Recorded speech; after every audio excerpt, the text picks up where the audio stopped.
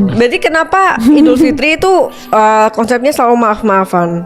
Nah, sebenarnya itu budaya. Bagus tahu. Itu budaya. Itu bagus. Itu bagus. Itu budaya. Budaya doang. Tapi sebenarnya Idul Fitri adalah hari berbuka. Makanya orang bilang Idul Fitri adalah hari maaf-maafan. Sebenarnya enggak sih, itu hari berbuka, hari raya berbuka karena kita udah 30 hari menahan puasa, lantas kemudian kita bermakan-makan pada hari itu.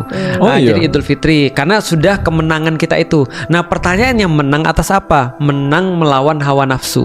Nah, hawa nafsu apa? Ketika kita menahan hal-hal yang justru Allah halalkan di bulan itu, kita justru kemudian nggak mau makan. Karena Allah nyuruh kita untuk nggak boleh makan, nggak boleh berhubungan sama istri dan segala macam. Nah, artinya kalau itu aja bisa, apalagi bulan-bulan yang lain.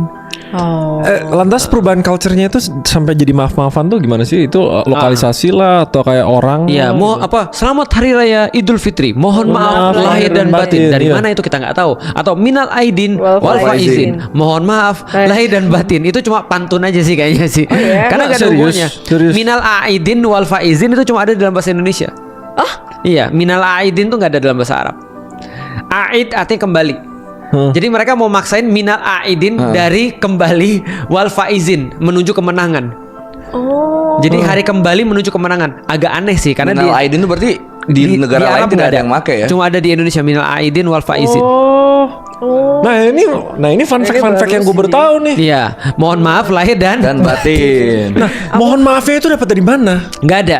Tapi sebenarnya di dalam Islam kita dianjurkan untuk senantiasa memohon maaf. Itu benar, kalau itu gue ngerti gitu. Tapi jadi kayak, cuma mungkin menurutku harus ada simbolisme aja sih.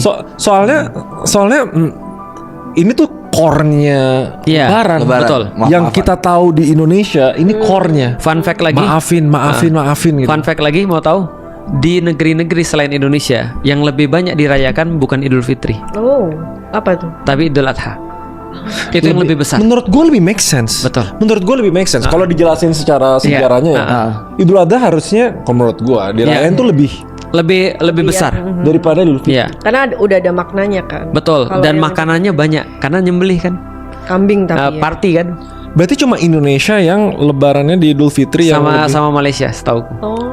Yang lainnya Idul Adha semua. Di Turki Idul Adha lebih besar. Karena sebenarnya kalau Idul Fitri itu bayangin ya, selama sebulan kita benar-benar nahan, tiba-tiba harus kemudian bikin kayak party gitu. Aneh rasanya. Karena kita kan merasa sedih kan ditinggal Ramadan kan.